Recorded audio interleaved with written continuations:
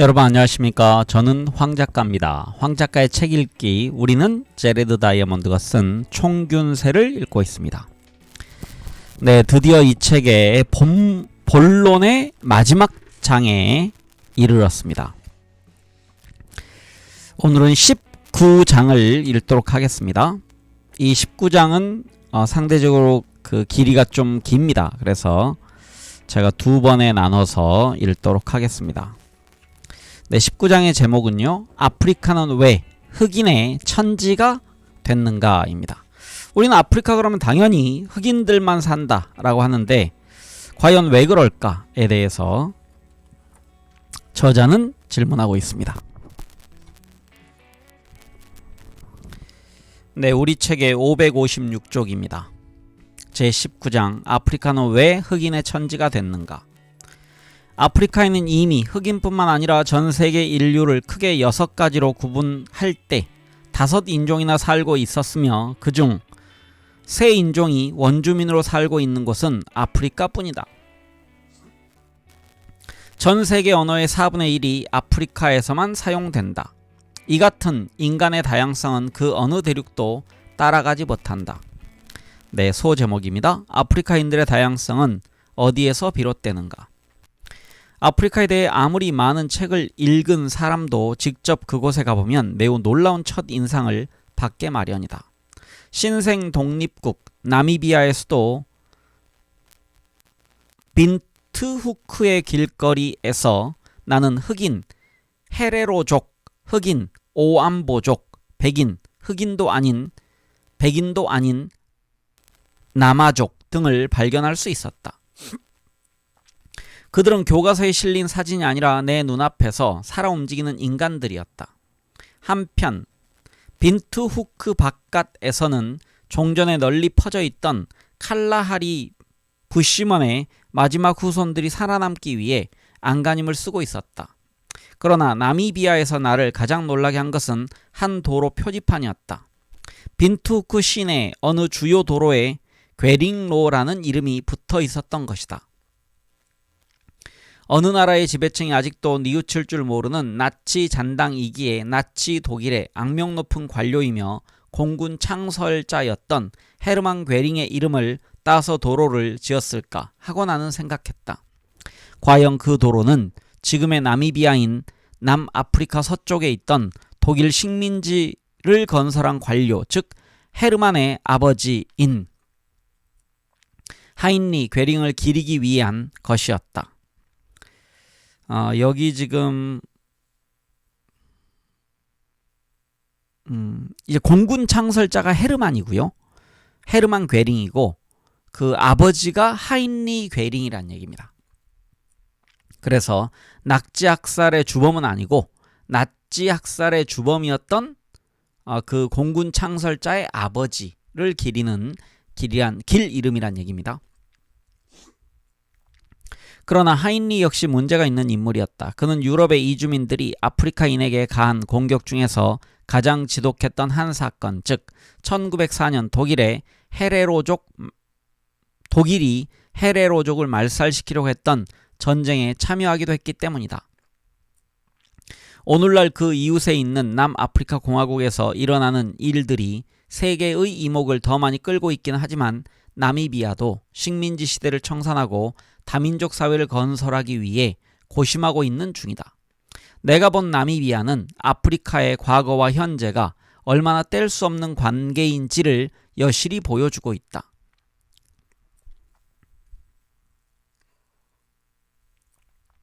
대부분의 미국인들은 물론이고 많은 유럽인들도 아프리카 원주민이라면 곧 흑인이고 백인들은 최근에 들어온 침략자들이며 아프리카 인종사는 곧 유럽의 식민 정책과 노예 무역의 역사라고 생각한다.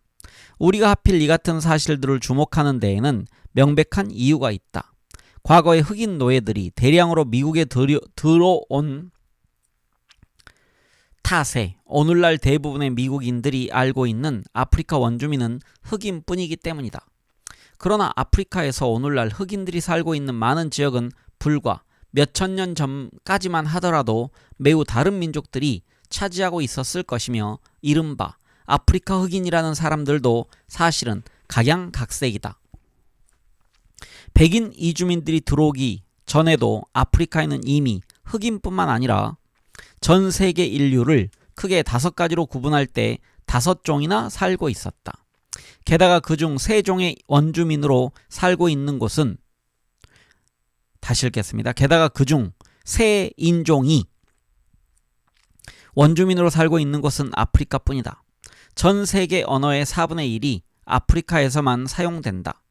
이 같은 인간의 다양성은 그 어느 대륙도 따라가지 못한다. 아프리카인들이 이렇게 다양한 것은 지리적 환경이 다양하고 선사시대의 역사가 길었기 때문이다. 아프리카는 북반구 온대지방에서 남반구 온대지방까지 연결되어 있는 유일한 대륙이며 세계적으로 손꼽힐 만큼 건조한 사막, 광활한 열대우림, 적도 부근의 높은 산 등에 둘러싸여 있다. 인류가 아프리카에서 살아온 기간은 그 어느 대륙보다도 훨씬 길다. 우리의 먼 조상들은 약 700만 년 전 아프리카에서 태어났고 해부학적 현생 인류인 호모사피엔스도 아마 그곳에서 처음 발생했을 것이다. 각양각색의 사람들이 오랫동안 상호작용을 한 덕분에 아프리카 선사시대의 역사는 아주 흥미진진한데, 그 중에서도 특히 반투족의 팽창과 인도네시아인의 마다가스카르 이주, 이 2가지 사건은 지난 5,000년을 통틀어 인구 이동의 가장 극적인 사례에 속한다. 과거에 이러한 상호작용은 여전히 중요성을 갖고 있다. 결국 누가 누구보다 먼저 어디에 도착했느냐는 문제가 오늘날의 아프리카를 형성하고 있기 때문이다. 앞서 언급한 5인종은 과연 어떤 과정을 거쳐 현재의 자리에 이르게 되었을까? 그 중에서도 왜 흑인들만 널리 퍼져나가고 나머지 4인종은 그렇지 못해서 오늘날 우리가 그들의 존재조차 망각하게 만드는 것일까? 로마 제국의 확장에 대해서는 문자 기록이 남아있지만 문자 이전의 아프리카 역사로부터 이 같은 문제들에 대한 해답을 얻어내려면 어떻게 해야 할까? 아프리카 선사시대는 하나의 거대한 수수께끼며 아직도 일부분만 해결된 상태다. 사실 알고 보면 아프리카의 선사시대는 인식하는 사람 별로 없지만 앞장에서 살펴보았던 아메리카의 선사시대와 비슷한 점들이 많다. 네, 오른쪽 지도에요, 아프리카 지도가 있습니다. 근데 맨 위쪽에는 지금 지도가 좀 보일지 모르겠는데요, 맨 위쪽엔 백인이 있습니다. 그리고 중간에 3분의 2 지점 아래로부터 흑인이 있고요. 거기에 피그미족이 이렇게 포함되어 있습니다. 그리고 밑에 또 흑인이 있고 그 다음에 코아산족이 이렇게 있습니다. 지금 나와 있는 것은 백인, 흑인, 피그미족, 흑인, 코아산족 이렇게 5개가 지금 적혀져 있습니다. 네, 소제목입니다. 아프리카의 주요 5인종. AD 1000년 당시 이미 아프리카에 살고 있던 주요 5인종은 일반인들이 대충 흑인, 백인, 아프리카 피그미족, 코이산족, 아시아 인종 등으로 부르는 사람들이다. 이 그림엔 지금 아시아 인종이 빠졌네요. 그림 19-1은 그들의 분포지역을 표시한 것이다. 이 책의 제5장과 제14장에 실린 사진들을 훑어보면 피부색, 머리카락의 형태 및 색상, 얼굴 생김새 등에서 큰 차이를 발견할 수 있을 것이다. 원래 흑인은 아프리카에만 있었고 피그미족과 코이산족은 지금도 그곳에만 살고 있다. 백인과 아시아 인종의 경우에는 아프리카 이외의 지역에 살고 있는 사람들이 더 많다. 이 5인종 속에는 인류를 구분하는 주요 인종 중에서 오스트레일리아 원주민과 그 친척들을 제외한 모든 인종이 포함되어 있다.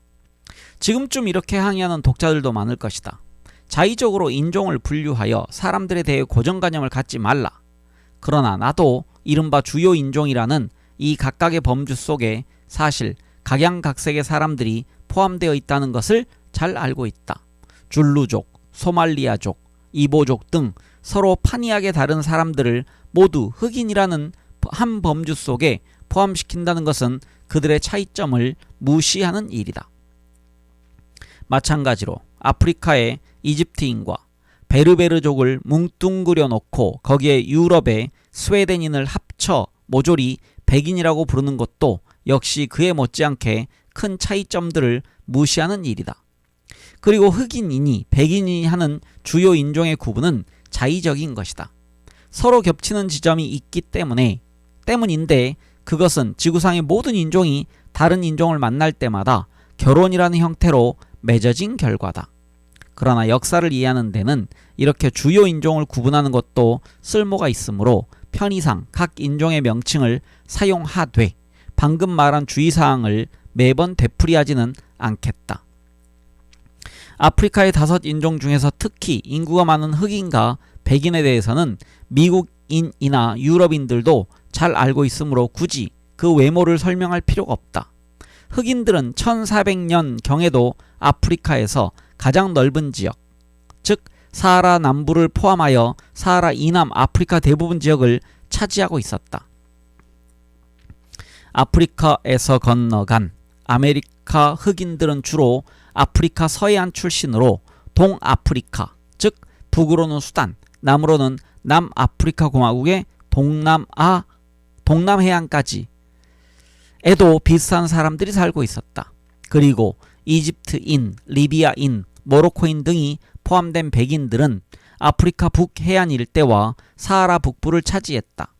이 북아프리카인들은 백인이라고는 해도 푸른 눈에 금발을 가진 스웨덴인들과는 전혀 다르게 생겼지만 남쪽에 있는 흑인들에 비하면 피부색도 밝고 머리카락도 직모에 가까운 편이므로 일반인들은 대개 그들을 백인이라고 부른다. 아프리카의 흑인과 백인은 대부분 농경이나 목축 또는 두 가지를 겸하면서 생계를 유지했다. 그러나 그 다음 두 인종, 즉 피그미족과 코이산족 중에는 농작물이나 가축을 갖지 못해 다시 읽겠습니다. 그러나 다음 두 인종, 즉 피그미족과 코이산족 중에는 농작물이나 가축을 갖지 못한 수렵채집민들이 많다. 피그미족도 흑인들처럼 피부색이 검고 머리카락이 돌돌 말렸지만 흑인에 비해 체구가 훨씬 작고 피부색이 덜 검다. 또한 붉은 빛이 많고 얼굴에 몸에 털이 많으며 이마, 눈, 치아 등이 튀어나온 편이다. 피그미족은 대개 수렵채집민으로 중앙아프리카의 강우림에 넓게 흩어져 살면서 이웃의 흑인 농경민들과 교육을 하거나 그들을 위하여 일을 한다. 코이산족은 우리에게 가장 낯선 인종으로 대부분의 사람들은 그 이름조차 들어보지 못했을 것이다. 전에는 남아프리카의 많은 지역에 분포되어 있었던 코이산족 중에는 비교적 체구가 큰 코이족이라는 목축민도 있고 체구가 작은 산족이라는 수렵채집민도 있다. 각각 호텐토트와 부시먼이라는 명칭으로 더 잘 알려져 있지만 요즘에는 앞의 명칭들을 더 많이 쓴다. 코이족과 산족은 둘 다 아프리카 흑인들과는 생김새가 전혀 다르다. 또는 달랐다. 피부색은 누르스름하고 머리카락은 매우 심하게 말려 있으며 여자들은 대개 엉덩이에 지방이 많다. 이를 둔부지방 축적이라고 한다. 그 중에서 코이족은 그 숫자가 크게 감소했다. 유럽 이주민들이 많은 코이족을 사살하거나 쫓아내거나 감염시켰기 때문이다. 살아남은 사람들은 대부분 유럽인과 결혼하여 오늘날 남아프리카 공화국에서 유색인 또는 튀기라고 부르는 후손들을 낳았다. 산족도 사살되거나 쫓겨나거나 감염되어 점점 그 숫자가 줄어들고 있기는 해도 몇 년 전 인기를 끌었던 부시맨, The Gods Must Be Crazy 라는 영화에서 보듯이 농업에 부적합한 나미비아의 사막지대에 소수가 살면서 독특한 모습을 지켜가고 있다. 아프리카의 백인들이 주로 북부에 분포되어 있다는 사실은 놀라운 일도 아니다.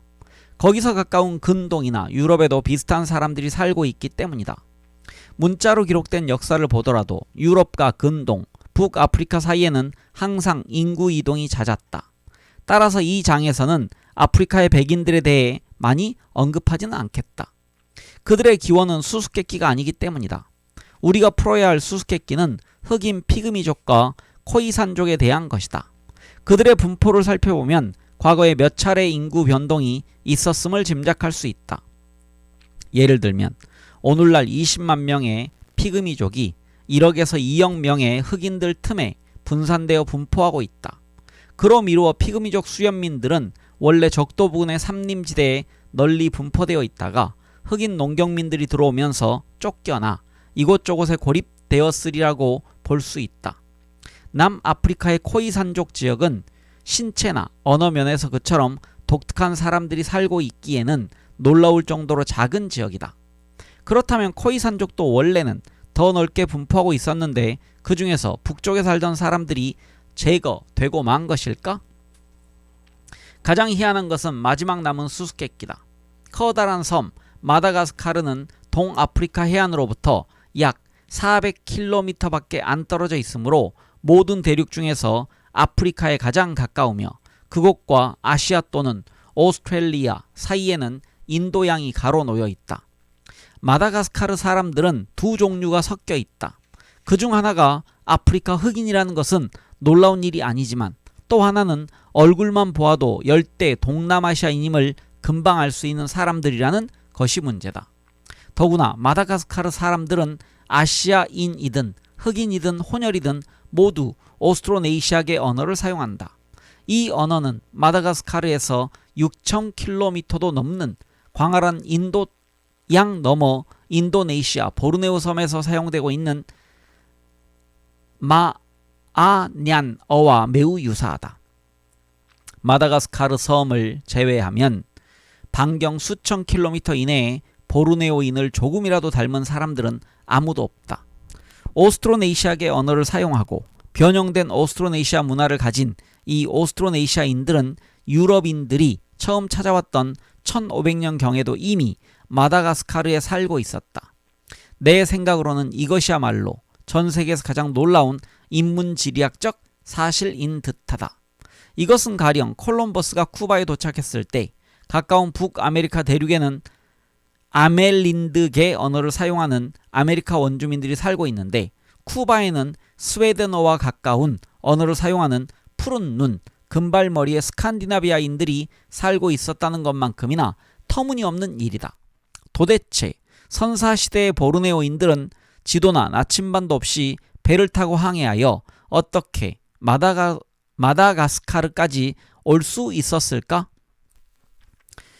네, 다음 소제목입니다. 흑인, 백인, 피그미족, 코이산족, 인도네시아인입니다. 마다가스카르 섬의 경우에서 우리는 사람들의 외모뿐만 아니라 언어 면에서도 그들의 발원지에 대한 중요한 단서를 얻을 수 있었다. 우리는 마다가스카르인들을 보기만 해도 그 중에 일부가 열대 동남아시아에서 왔음을 금방 알 수 있었겠지만 열대 동남아시아 중에서도 어느 지역에서 왔는지는 파악할 수 없었을 것이다. 더구나 보르네오에서 왔다는 사실은 짐작도 못했을 것이다. 그 밖에도 아프리카인의 얼굴에서는 알아낼 수 없지만 아프리카인의 언어를 통해 또 어떤 것들을 알아낼 수 있을까? 아프리카에는 1500개나 되는 언어가 뒤섞여 있다. 이 언어들을 명료하게 정리한 사람은 스탠퍼드 대학의 위대한 언어학자 조지프 그린버그였다. 그는 이 많은 언어를 겨우 5어족으로 분류할 수 있다는 것을 간파했다. 언어학이란 너무 전문적이고 재미없는 학문이라고 생각하는 독자들도 그림 19-2가 아프리카 역사를 이해하는데 얼마나 큰 도움이 되는지를 깨달으면 깜짝 놀랄 것이다. 네, 그래서 오른쪽에 19-2의 그림이 있습니다. 아프리카의 여러 어족이라고 되어 있는데요. 5개가 있습니다. 여기 지금 6개가 있는데요. 아프리카 아시아 어족, 니제르 콩고 어족, 여기서 가로 열고 비반투계라고 되어 있습니다. 그 다음에 니제르 콩고 어족, 가로 열고 반투계, 그 다음에 나일 사하라 어족, 코이산 어족, 오스트로네이시아 어족 이렇게 있습니다. 네, 책이 있는 분들은 이 그림을 한번 보시기 바랍니다. 네, 이어 읽겠습니다. 우선 그림 19-1을 그림 19-1과 비교해보면 각각의 어족과 신체 기준으로 분류한 인종이 대략 일치한다는 것을 알 수 있다. 어떤 어족에 속한 언어들은 대개 특정 인종이 사용하고 있는 것이다. 구체적으로 보자면 아프리카 아시아 어족의 사용자는 주로 백인이나 흑인으로 분류되는 사람들이고 나일 사하라 및 니제르 콩고 어족의 사용자는 흑인, 코이산 어족의 사용자는 다시 읽겠습니다. 글이 좀 복잡하게 되어 있네요. 다시 읽겠습니다. 구체적으로 보자면 아프리카 아시아 어족의 사용자는 주로 백인이나 흑인으로 분류되는 사람들이고 이건 맨 위에 있는 겁니다. 나일 사하라 및 니제르 콩고 어족의 사용자는 흑인, 코이산 어족의 사용자는 코이산족, 그리고 오스트로네시아 어족의 사용자는 인도네시아인이다. 이것은 그 언어들이 대체로 그것을 사용한 사람들과 함께 진화되었음을 나타낸다. 그림 19-2의 윗부분에는 첫 번째로 놀라운 사실이 감추어져 있다. 소위 서구 문명의 우월성을 신봉하는 유럽 중심주의자들에게는 크나큰 충격이 아닐 수 없는 사실이다. 우리는 서구 문명이 근동에서 발원해 유럽에서 그리스 및 로마인들에 의해 찬란한 절정에 이르렀으며 세계의 위대한 세 가지 종교, 즉 기독교, 유대교, 이슬람교를 탄생시켰다고 배웠다. 이들 종교는 서로 가까운 세 가지 언어, 이른바 셈 어족을 사용하는 사람들 속에서 생겨났는데 각각 아람어, 가로 열고 예수와 그의 사도들이 사용한 언어, 헤브라이어, 아랍어였다. 셈족이라면 우리는 즉시 근동을 떠올린다. 그러나 그린버그는 셈계 언어들이 사실은 훨씬 더 큰 어족, 즉 아프리카 아시아 어족의 6 남짓한 갈래 중 하나에 불과하다고 판단했다. 나머지 갈래들은 그리고 그 속에 현존하는 222개 언어는 모두 아프리카에 국한되어 있다. 셈 어파도 주로 아프리카에서 사용되고 있는데 특히 현존하는 19개 언어 중에서 12개가 에티오피아에 국한되어 있다. 그로 미루어 아프리카 아시아계 언어들은 아프리카에서 발생했으며 그중 한 갈래만이 근동으로 전파되었음을 알 수 있다. 따라서 서구 문명의 정신적 기둥인 구약과 신약 및 코란을 기록한 사람들이 사용했던 언어들은 아프리카에서 탄생했을지도 모른다. 그림 19-2에서 또 한 가지 놀라운 사실은 앞서 특정 인종은 대개 특정 어족의 언어를 사용한다고 말했을 때 빠뜨렸던 부분이다. 즉 아프리카의 5 인종, 흑인, 백인, 피그미족, 코이산족, 인도네시아인 중에서 피그미족만이 특정 어족이 없다는 점이다. 피그미족은 각각의 무리가 그 이웃의 흑인 농경민들과 동일한 언어를 사용하지만 피그미족이 사용하는 어떤 언어와 흑인들이 사용하는 동일한 언어를 비교했을 때 피그미족의 언어에는 대개 독특한 발음을 가진 새로운 낱말들이 포함되어 있다. 물론 피그미족처럼 독특한 인종이 아프리카 적도 부근에 강우림처럼 독특한 곳에서 살고 있었다면 그들은 틀림없이 새로운 어족을 만들어낼 만큼 고립되어 있었을 것이다.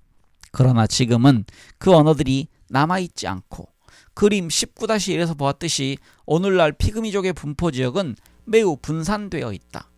그러므로 분포지역과 언어에서 찾은 단서는 피그미족이 침략해 온 흑인 농경민들에게 고향을 빼앗겼다는 것, 남아있던 피그미족은 흑인들의 언어를 쓰기 시작했다는 것, 그리하여 원래 사용하던 언어의 흔적은 일부 낱말이나 발음에서만 찾아볼 수 있게 되었다는 것이다.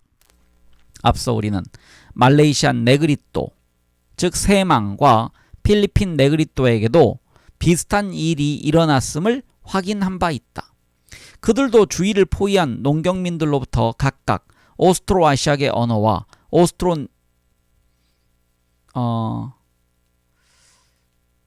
오스트로네시아계 언어를 빌려 썼던 것이다. 다시 읽겠습니다. 그들도 주위를 포위한 농경민들로부터 각각 오스트로아시아계 언어와 오스트로네시아계 언어를 빌려 썼던 것이다. 그림 19-2에서 나일 사하라 어족의 분포 지역이 분산되어 있는 것도 마찬가지로 그 언어들을 사용하던 많은 사람들이 아프리카 아시아계 언어나 니제르 콩고계 언어를 사용하던 사람들에게 자리를 빼앗겼음을 뜻한다. 그러나 코이산 어족의 분포 지역은 더욱 극심한 침탈 현상을 반증하고 있다. 이들 언어는 전 세계에서도 유래를 찾기 어려울 만큼 특이하기로 유명한데 흡착폐쇄음, 즉 혀차는 소리를 자음으로 사용하고 있기 때문이다. 여러분은 쿵부시먼이라는 명칭을 보고 어리둥절했던 경험이 있을지도 모른다. 여기서 느낌표 앞에 느낌표 쿵부시먼 이렇게 되어 있습니다. 여기서 느낌표는 미리 놀란다는 뜻이 아니라 언어학자들이 흡착폐쇄음을 표시하는 방식일 뿐이다. 예를 들면 이렇다는 얘기입니다. 부시먼 이렇게 한다는 얘기입니다. 현존하는 코이산계 언어는 두 가지를 제외한 나머지 전부가 남아프리카 일대에 국한되어 있다. 두 가지 예외는 흡착폐쇄음을 많이 쓰는 매우 독특한 코이산계 언어인 하자어와 산다웨어이다. 이들 언어는 남아프리카 일대의 코이산계 언어로부터 최소한 1600km 이상 떨어진 탄자니아에 처박혀 있다. 그리고 남아프리카 일대의 코사어를 비롯한 일부 니제르 콩고계 언어에도 흡착폐쇄음이 많다.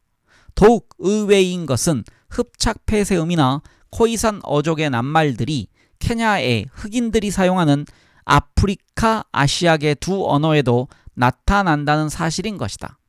케냐는 탄자니아의 하자족이나 산다웨족보다도 현존 코이산족으로부터 더 멀리 떨어진 곳임을 생각한다면 더욱 놀라운 사실이다. 이 모든 사실로부터 우리는 코이산족과 그들의 언어가 원래는 현재의 분포지역인 남아프리카보다 훨씬 북쪽까지 뻗어 있었는데 피그미족의 경우처럼 흑인들에게 침탈당하여 지금은 언어에서만 그 흔적을 찾아볼 수 있게 되었음을 알 수 있다. 이 같은 사실은 살아있는 사람들의 신체를 연구하는 것으로는 짐작하기조차 어려우며 오직 언어학적 증거를 통해서만 파악할 수 있다. 네, 다음 소제목은 신체적, 언어학적 증거로 살펴본 선사시대의 침탈행위입니다. 나는 언어학의 가장 큰 공헌을 마지막까지 아껴두었다. 그림 19-1을 다시 살펴보면 니제르 콩고족이 서아프리카 전역과 적도 이남 아프리카의 대부분 지역에 두루 분포되어 있음을 알 수 있지만 이 드넓은 지역에서 어느 곳이 그 어족의 발원지라는 단서는 찾을 수 없다.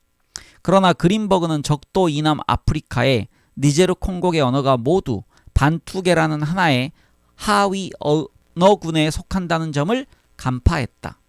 이 하위 언어군에는 니제르 콩고 어족의 1032개 언어 중에서 절반에 가까운 언어가 포함된다. 그것은 니제르 콩고계 언어의 사용자 중에서 절반 이상, 거의 2억에 달하는 인구가 사용하는 언어들이다. 그러나 이 500개쯤 되는 반투계 언어는 모두 비슷비슷해서 오죽하면 한 언어에 500개 방언이라는 농담이 있을 정도다. 전체적으로 반투계 언어들은 니제르 콩고 어족에 속하는 하나의 어파를 구성하고 있다. 기타 176개 어파의 대부분은 니제르 콩고 어족의 전체 분포 지역 중에서 작은 일부분에 불과한 서아프리카에 몰려 있다. 특히 가장 독특한 반투계 언어들, 반투계 언어와 가장 가까운 관계를 가진 비반투계 니제르 콩고계 언어들은 카메룬과 인근 나이지리아, 동부를 합친 좁은 지역에 집중되어 있다. 니제르 콩고족은 서아프리카에서 발생했음이 분명하다. 그 중에서 반투계는 동쪽 끝에 카메룬과 나이지리아에서 발생했고 이 반투어는 발원지로부터 적도 이남 아프리카의 대부분 지역으로 전파되었다. 이러한 전파가 시작된 시기는 그 이후에 조상 반투어가 500개의 파생어로 갈라질 만큼 오래전이었겠지만 한편으로는 이 파생어들이 아직도 매우 비슷할 만큼 가까운 과거였을 것이다.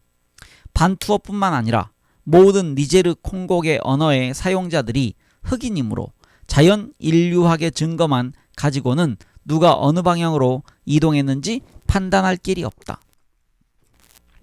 이 같은 유형의 언어학적 추론을 명확히 하기 위해 낯익은 예를 하나 들어보자. 영어의 지리적 발원지를 살펴보자는 것이다. 오늘날 영어를 모국어로 사용하는 사람들은 북아메리카에서 가장 많고 나머지는 영국과 오스트레일리아를 비롯하여 세계 각지의 여러 나라에 흩어져 있다. 각각의 나라는 자기들만의 영어 방언을 사용한다. 그리고 만약 영어의 분포와 역사에 대해 그것밖에 몰랐다면 10중 8구 영어가 북아메리카에서 발생하여 이주민들에 의해 해외의 영국과 오스트레일리아 등으로 퍼져나갔다고 짐작했을 것이다. 그러나 영어의 방언들은 모두 게르만 어족의 한 어파에 속한다. 그 밖의 어파들은 즉 스칸디나비아어, 독일어, 네덜란드어 등 다양한 언어들 모두 유럽 서북부에 몰려있다. 특히 영어에 가장 가까운 또 하나의 게르만계 언어인 프리지아어는 독일 서부와 네덜란드의 작은 해안지대에 국한되어 있다. 그러므로 언어학자라면 영어가 유럽 서북부 해안에서 발생하여 세계로 전파되었다는 정확한 추측을 곧바로 할 수 있었을 것이다. 실제로 우리는 기록된 역사를 통해 AD 5세기와 6세기에 앵글로색슨 민족이 그 지역에서 영국을 침략할 때 영어도 함께 건너갔다는 사실을 알고 있다.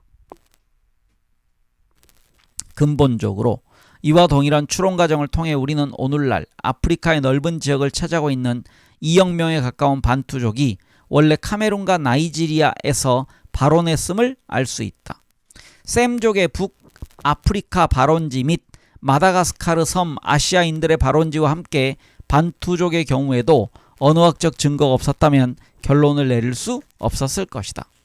피그미족은 그들의 독특한 언어가 없다는 점과 코이산 어족의 분포 지역을 바탕으로 피그미족과 코이산족이 원래는 더 널리 퍼져 있다가 흑인들에게 침탈당했다는 결론은 이미 도출한 바 있다. 나는 정복, 추방, 결혼, 살인, 유행병 등의 과정과 무관하게 중립적이고 포괄적인 의미로 이 침탈이란 말을 사용하고 있다. 그리고 이번에는 니제르 콩고 어족의 분포 지역을 바탕으로 당시 침탈 행위를 했던 흑인들이 바로 반투족이었음을 알게 되었다. 그러나 지금까지 살펴본 신체적 언어학적 증거를 통해 선사시대의 이 같은 침탈 행위들을 추론할 수 있었지만 아직은 그 침탈의 수수께끼를 해결하지 못했다. 다음에 두 가지 질문에 답하기 위해서는 이제부터 내가 제시하려는 증거들이 더 필요하다. 반투족에게는 어떤 이점들이 있었기에 피그미족과 코이산족을 교체할 수 있었을까? 반투족이 피그미족과 코이산족을 고향에 도달한 것은 다시 읽겠습니다. 반투족이 피그미족과 코이산족의 고향에 도달한 것은 언제였을까? 네, 다음 소제목은 아프리카 농작물의 발원지와 작물화된 농작물입니다. 농작물들. 반투족의 이점에 대한 질문에 접근하기 위해 우선 살아있는 현재로부터 또 다른 유형의 증거, 즉 가축화, 작물화된 동식물에서 발견할 수 있는 증거들을 찾아보기로 하자. 앞에 여러 장에서 확인했듯이 이 같은 증거가 중요한 까닭은 높은 인구 밀도, 병원균, 기술, 정치 조직을 비롯한 힘의 요소들이 바로 식량 생산에서 생겨났기 때문이다. 지리적 입지라는 우연으로 인해 식량 생산을 시작하거나 물려받게 된 민족들은 그 덕분에 지리적 혜택을 덜 받은 사람들을 침탈할 수 있었던 것이다. 1400년대 유럽인들이 사하라 사막 이남 아프리카를 찾았을 당시 아프리카인들이 재배한 농작물에는 5가지 조합이 있었고 각각의 조합은 아프리카 역사에서 그 의미가 매우 크다. 그 첫 번째 조합은 에티오피아 고지대를 포함한 북아프리카 일대에서만 재배되었다. 북아프리카는 지중해성 기후의 행운을 누리고 있어 강우량이 겨울철에 집중되어 있다는 것이 그 특징이다. 미국 캘리포니아 남부도 지중해성 기후이므로 겨울철에 걸핏하면 우리 집을 포함한 수백만 개의 지하실이 침수되지만 여름이 오면 말끔히 다시 마른다. 농업이 발생한 비옥한 초승달 지대 역시 겨울에 비가 많은 지중해성 유형이다. 그러므로 원산지가 북아프리카인 농작물은 모두 겨울비가 내릴 때 발아하여 성장하도록 적응한 것들이다. 고고학적 증거를 통하여 이 지역의 농작물은 약 10,000년 전부터 비옥한 초승달 지대에서 처음 작물화되기 시작했음을 알 수 있다. 비옥한 초승달 지대의 이 농작물은 비슷한 기후를 가진 북아프리카의 가까운 지역들로 전파되어 고대 이집트 문명이 싹트는데 토대가 되었다. 그 중에는 밀, 보리, 완두류, 잠두류, 포도류 등의 낯익은 농작물들이 끼어 있었다. 우리에게 이 농작물들이 낯익은 이유는 그것들이 역시 기후가 비슷한 유럽의 인근 지역들에도 전파되고 거기서 다시 아메리카와 오스트레일리아에도 전파되어 전 세계에서 온대성 농업의 주요 작물이 되었기 때문이다. 아프리카에서 사하라 사막을 지나 남하하다가 이 사막의 바로 남쪽에 있는 사헬 지대에서 다시 비를 만나게 되면 사헬 지대에는 겨울보다 여름에 비가 많다는 것을 알 수 있다. 만약 겨울비에 적응한 비옥한 초승달 지대의 농작물들이 어쩌다가 사하라 사막을 건너갔더라도 여름에 비가 많은 사헬 지대에서는 제대로 자라기 어려웠을 것이다. 그래서 그 대신 사하라 사막 바로 남쪽에서 자생하는 야생 조상을 가진 두 가지 조합의 아프리카 농작물들을 발견하게 되는데 이것들은 계절에 따라 낮의 길이 변화가 적고 여름비가 내리는 기후에 적응하고 있다.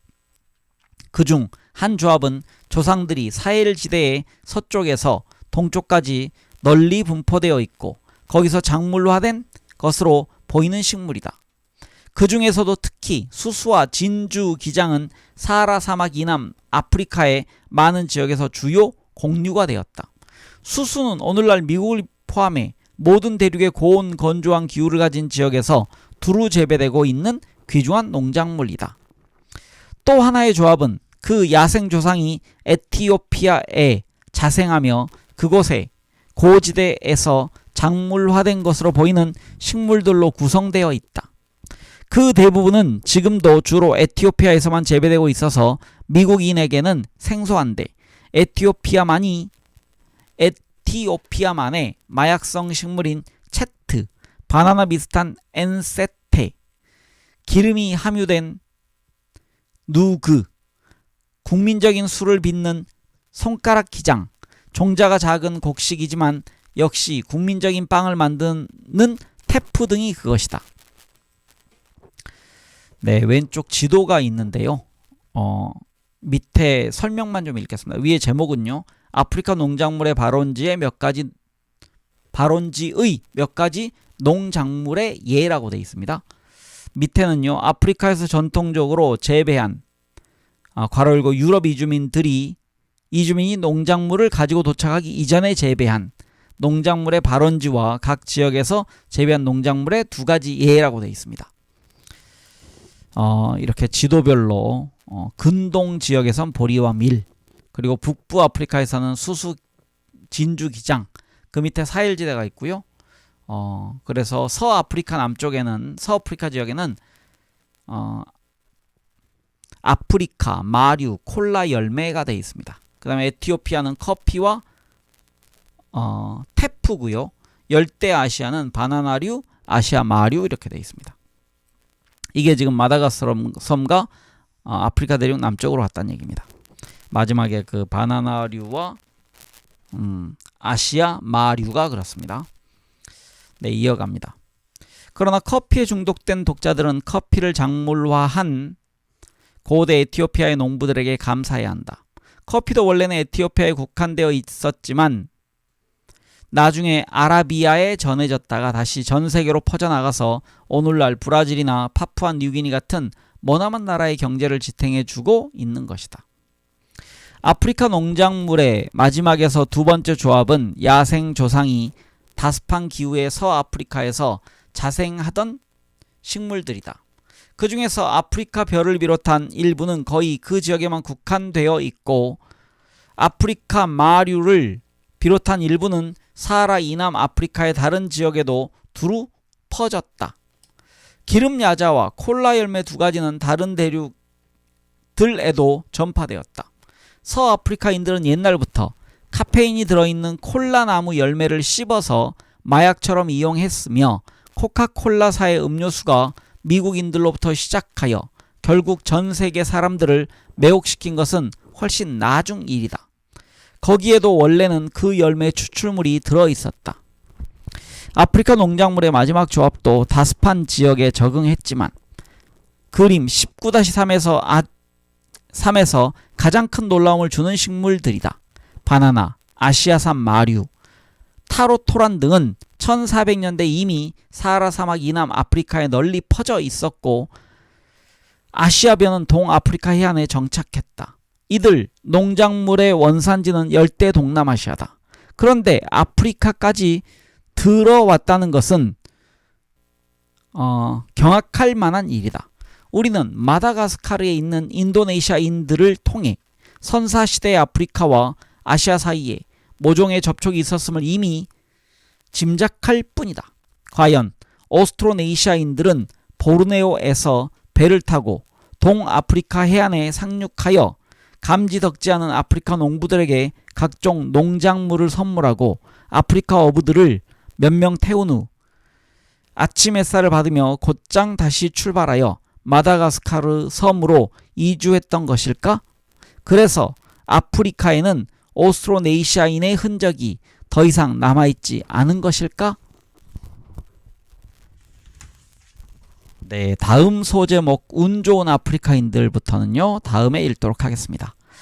상당히 우리가 그 어려운 지명도 있고요, 또 아프리카 우리는 지도를 잘 모릅니다. 등등. 그리고 특히 언어학이 좀 결합돼 있어서 까다로운 내용이지만 이 책의 이제 마무리를 위해서는 꼭 필요한 내용이라고 생각이 됩니다. 네, 많은 분들 수고하셨습니다. 저는 다음 시간에 뵙도록 하겠습니다. 감사합니다.